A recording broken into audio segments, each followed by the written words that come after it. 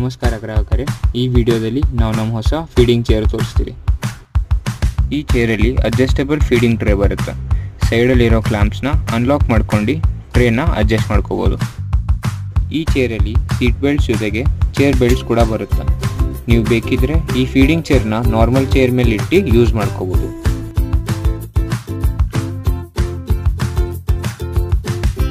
ಈ feeding ಚೇರಲ್ಲಿ 3 adjustable height ಬರುತ್ತೆ। ನೀವು ಚೇರ್ ಕೆಳಗಡೆ ಇರೋ ಬಟನ್ಸ್ನ ಪ್ರೆಸ್ ಮಾಡಿ ಸ್ಟ್ಯಾಂಡ್ ಹೈಟ್ಸ್ನ ಅಡ್ಜಸ್ಟ್ ಮಾಡ್ಕೋಬಹುದು।